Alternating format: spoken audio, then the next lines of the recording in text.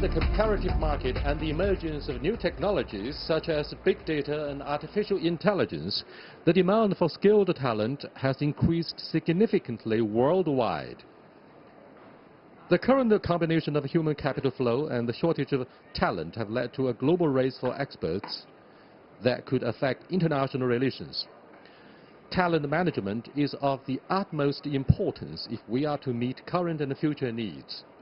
With that in mind, how can we establish a mechanism to improve the conversation, coordination, and cooperation around the global talent? In tomorrow's world, how can global governance address talent mobility in an innovative way, and how can brain drain be turned into brain gain? Today at the Paris Peace Forum 2019, a global platform for governance projects, I'm happy to be joined in this panel discussion by Wong, founder and president of the Center for China and Globalization, Martin Geiger, associate professor from Carleton University in Ottawa, Canada, Frank Lesko, director of the Global Migration Data Analysis Center at the International Organization for Migration, Jean-Christopher Dumont, head of the International Migration Division of the Directorate for Employment, Labor and Social Affairs at the OECD, and last but not least, Mabel Miao, Secretary General of the China Global Talent Society. That's our topic. This is a dialogue. I'm Yang Rui.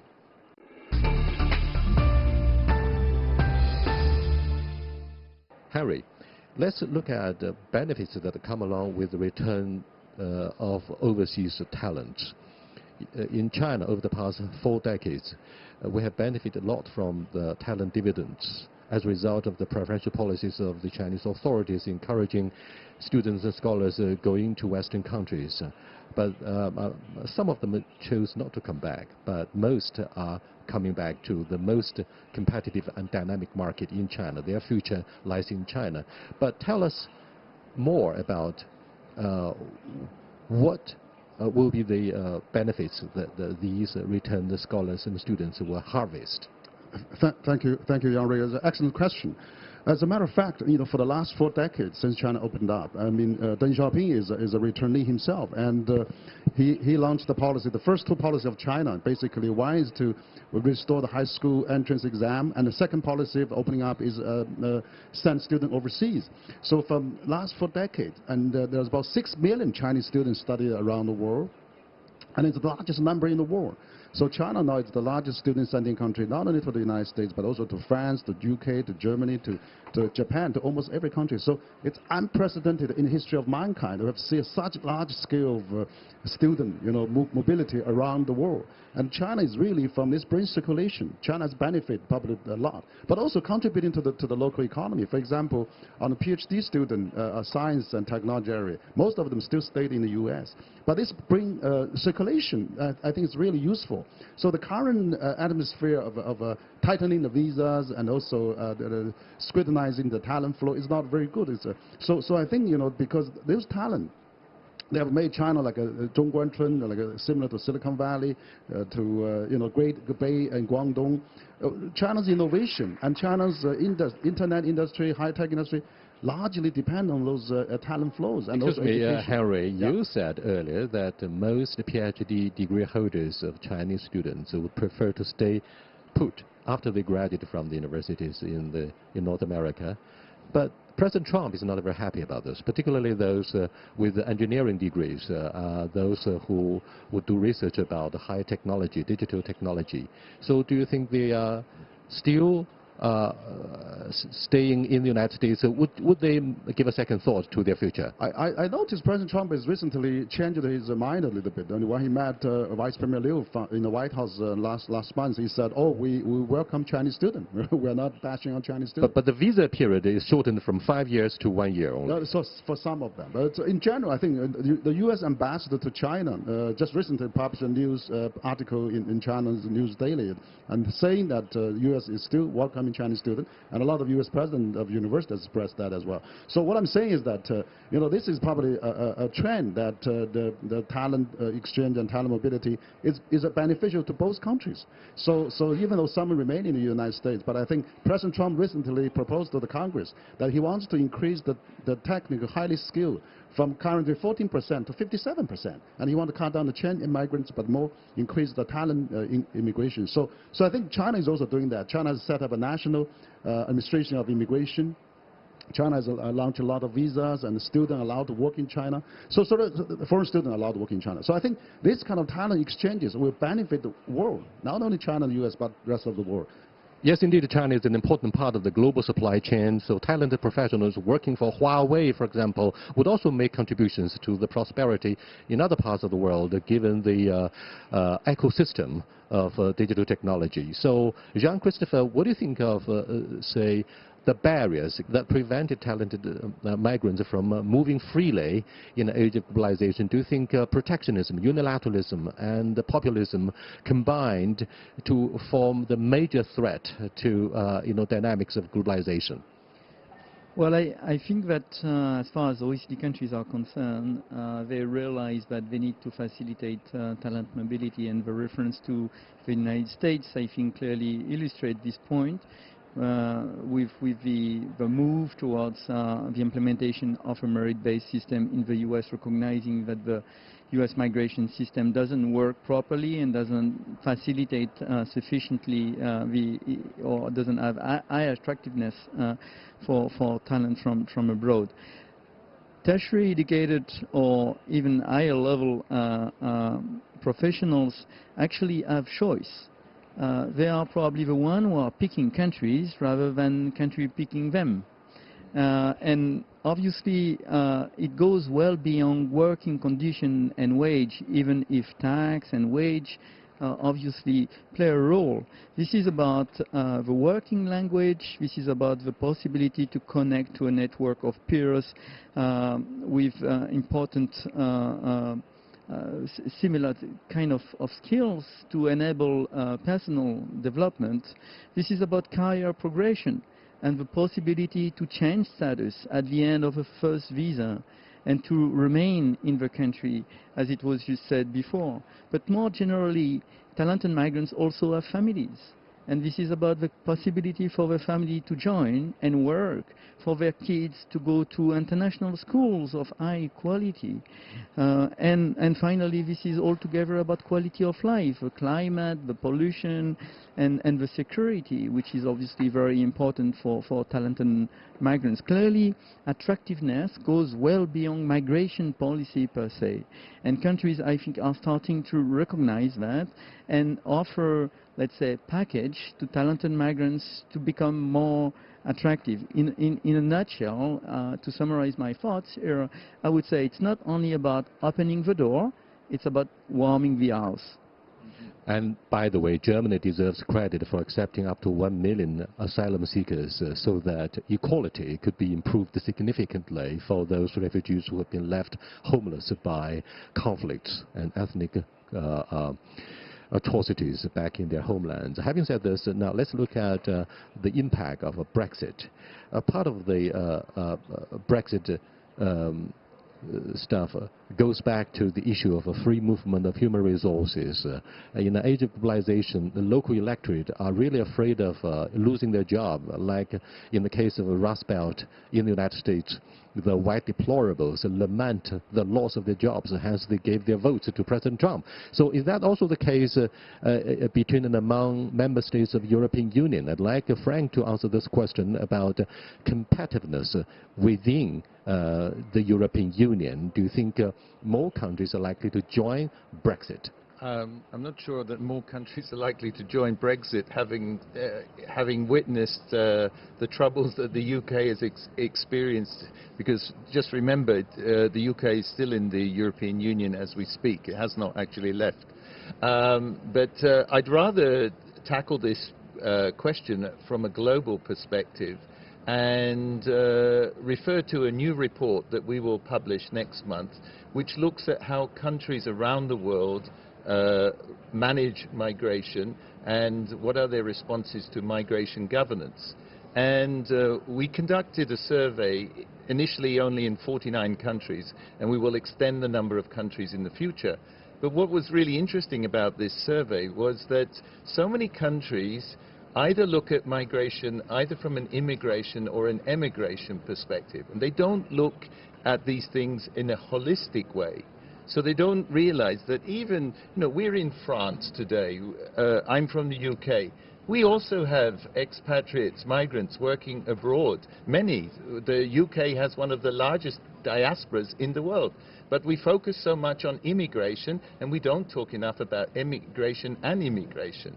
And so this was a revealing result from this survey. Another interesting finding was that so many countries, we've talked a bit about brain drain here, so many countries don't look at the impact of the loss of skilled workers on their country. We found so many countries in the survey, I think it was only 2, had been doing systematic labour market assessments to look at the impact of emigration. We also found, I think, that 55% of the countries didn't really have a comprehensive labour migration policy in place. So the main purpose of this survey was not to study talent mobility, but it reveals interesting findings, and I think it is useful in helping us to close the data gap. Martin, I wonder if you learn much about what's happening in developing countries, particularly emerging markets. Taking China as an example, what do you think of the implications of having this brain drain to brain gain, the curve of smiles? I mean, is it a rewarding line or learning curve for developing countries to have this twists, this is sort of a roller coaster impact about talent mobility?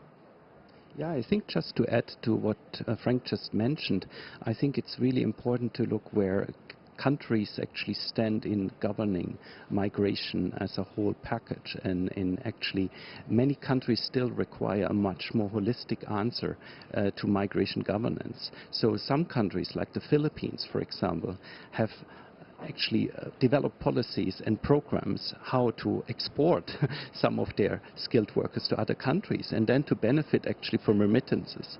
On the receiving side, Canada, for example, has a lot of policies and programs in place. But even in a country like Canada, where you have such sophisticated programs, there's still very often a problem for employers to navigate actually the existing landscape of having so many programs in place, and then bringing in the perspective of now special countries that have a quite close relation by sending a lot of students or international professionals like China to Canada, right? We are very interconnected, actually, Canada and China, through student flows, through flows of professionals. So I think we still lack parts of, more cooperative elements between different countries, because what we see globally is also that there are certain migration systems between specific countries, right? And I think the Global Compact that was mentioned before is actually really a good tool to lead the path forward to bring certain countries together to find actually better models of governance, right? But this is like between governments again, and I think I want to reiterate the point here that there is actually a much stronger involvement needed from the private sector, but also, of course, of alliances or organizations of global talents themselves to become involved in the debate and actually contributing and actually having a voice in the global governance discussions on talent mobility. And I think this is also the initiative we are proposing. This is a very good tool that actually some of the gaps can be closed at the global level, but also really even at the local level. I've noticed your focus on the relationship between the private sector and the public sector. China, with the mixed ownership of production means has drawn a lot of controversies and global debates about the relationship between the government and private market. And at the same time, two of you at least spoke of holistic pictures concerning talent mobility. Let me go back to Mabel, the only representative of women and ladies in not only the choice of profession, but also from a holistic perspective, something that China is so proud of, so good at, because we are a country of 5,000 years history. We have a sense of history. Now, Mabel, let's look at the gender balance to examine the issue in a broad context. In a recent survey in 2019, 31.6% of the total number of global Google employees were female. For Facebook, the number is 36.9%. For leadership level, this percentage is even smaller. What are the incentives that create the gender imbalance in these most prominent companies? Okay, thank you, Mr. Yang. Actually, the phenomenal situation like this, the whole panel, the distinguished panelists gathering together, only one female speaker or panelist on the stage, happening everywhere around the world. I just came back from Astana Club, which gathering more than 15 distinguished guests and speakers, just only me on the brochure of guest introduction.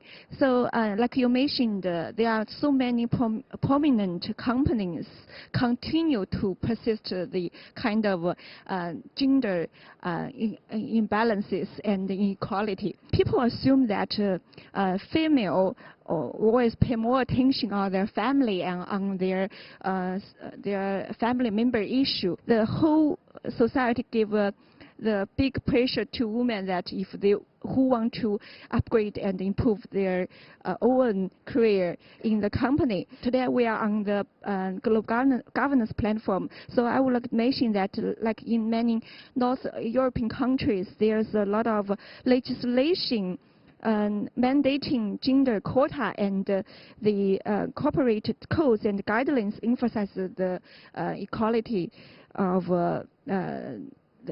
opportunity for the female.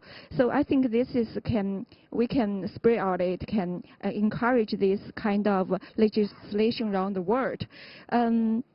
Of course, today, because of with these efforts, we are delighted to say that among our international cooperation and society and many political figures or other prominent figures are female.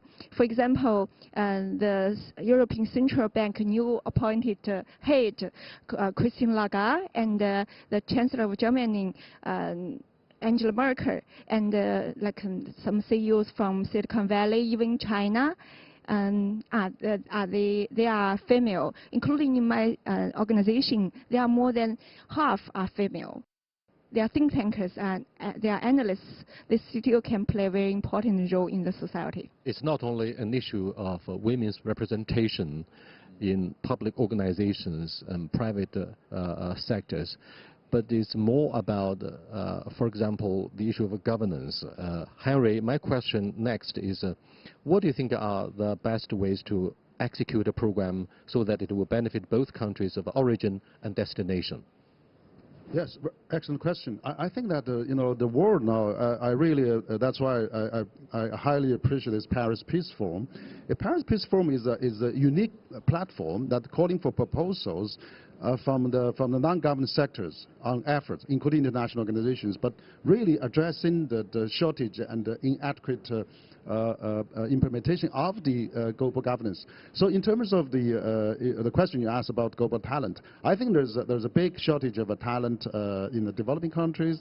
There's probably a surplus in the developed countries, and then there's information not balanced between the talent flow. So I think it's really need the whole society approach, that we need international organizations, we need the government, we need also NGOs, universities, professional associations that all work together. Such as the idea we are proposing of this global talent organization. So it can serve as a platform, but not only for the talent shortage research and studies, exchanges on the best practice of policies, but also practice promoting the credential recognition. you know, like you have a degree or you have a doctor, you are in one country but not practically in another country. So maybe we need to find out, you know, what can be done to really smooth all those problems. And that is one area we can address the concern. The other thing is that I'm thinking of in the future, you know, if African is lacking of a talent, kind of developed countries maybe have more volunteers or maybe set up more educational institutions or even send in talents to support those countries, so that, you know, that can be another way. And also university that we can have a, you know, foreign, local country universities, joint venture universities, and that may be a trend in the future, so to really train the future talent. As a matter of fact, I think also, finally, is that I think very important is that we need really raise this up at Paris Peace Forum, to really have the talent discussion on that, and so we find out what are the problems, what are the shortages, what can be done, what are the measures. I'm glad that United Nations, IOM, and you know, worked out this global migration compact, as Franco just said, on the 18th of that, emphasized talent mobility is the future growth. And so the world actually need talent. I think in the future, we get into a high-tech world, the talent will be the fundamental. So instead of talent war, let's have a talent cooperation, talent accommodation, and talent circulation. So really, it's important that we do that throughout the world, because in the future, if we can work out the talent, you know, ultimately, talent decides everything. So if we really get that level of collaboration, we'll have the highest international governance and highest international cooperation and benefit the whole world. Yes, indeed, China aspires to manage China aspires to exercise better governance about the flow of talented professionals. However, given the chronic trust deficit between, for example, the United States and China, between European Union and China politically, Frank, taking the UK as an example, Home Office would give a second thought to accepting talented professionals, because you have a limited land. Job market is quite limited. In China, we have 1.4 billion. Each year, 10 million university graduates would have to seek jobs in my country. The next issue in our country, for example, Henry and Frank, is it possible to formulate a preferential policy of permanent residence for overseas talent? I mean, so many Europeans and Americans, and indeed professionals from other developed countries of OECD, for example, would love to come and work in China, only enjoying permanent residence instead of passport of Chinese citizenship. I'd like to know, first of all, from Frank, how realistic is it for both British government and Chinese authorities to formulate a policy that would cater to the needs of overseas talent, given the limits of the job market? Okay, thank you very much for that question. I think one thing which is really interesting in this debate is the fact that I think it was only last year, China opened a dedicated immigration bureau, because not only are people moving abroad from China to obtain their education and find skilled work, but there are more and more talented people also moving to China. And this was a really interesting development, I think, last year, to see that China also now perceives itself not only as a country of emigration, but also a country of immigration that will also have to welcome talent and newcomers. And it will be interesting to see how it works out, that its relationship with the countries that are sending these migrants to China. Now, on the UK, just one footnote. In the last 10 years, the number of students from China doubled in the UK. Over 106,000 students from China study in the UK today. But 95% of the Chinese students would have to go back, and the future pressure from your Home Office. I'm one of them. I'm one of them. I graduated in 1994, and I was forced by the Home Office. You go back, okay? No chance for you to stay in my country. So, Henry, what do you think of the issue of a dual citizenship for overseas talent? So I think that is all under discussion now. China probably is also thinking of revising its nationality law, actually, which they drafted in the early 80s, which is a very strict control of dual citizenship. But I think they may learn from the U.S. But what your opponent raised, I think, is that it's not necessarily, if there's more foreigners coming, going to grab the jobs of local residents. For example, I mean, Bill Gates used to testify at the Congress of U.S. that he was saying every H-1B visa that Microsoft brought in will create 4 jobs in the United States. So actually, we see more returnees come, like they start up companies, like they have, it's created a lot of opportunities. And then thousands of Chinese companies now are going global. There's a huge shortage of global talent. So I think that the international students in China, foreign talent come to China. Now China put up the red carpet for them. That's why the newly established National Immigration Administration, which is out of my think tank CCG proposal, which is established, is precisely to do that. So I think we have to really have this open mind that the more hybrid of the talent, the more international talent, it's not going to reduce the opportunity for local talent, but actually going to increase the opportunity for local talent. And we're now living a really globalized world. So the talent mobility and talent shortage fulfillment will really increase the whole productivity and prospect and prosperity for the world. Next question is very much about something unfortunate. I'd like to have comments from Martin and Jean-Christopher. Now, a few months back, delegates from China were absent from the 70th International Astronomical Congress 2019 held in Washington, D.C. due to visa problems. The difficulty for Chinese scientists in obtaining a U.S. visa has caused concerns for quite a while. Now, is that likely to create a parallel market in digital technology, like what happened between Cisco and Huawei?